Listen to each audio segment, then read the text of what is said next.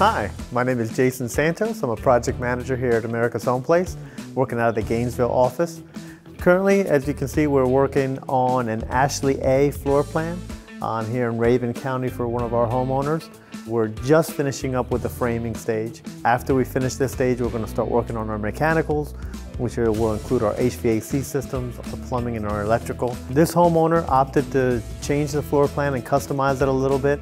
As with all our floor plans, you can really change it up, change any of the interior walls, any of the exterior walls, and truly make it your own. This homeowner opted to change his exterior walls from our standard 2x4 wall system to a 2x6 wall system, allowing him to go from an R13 to an R19 insulation.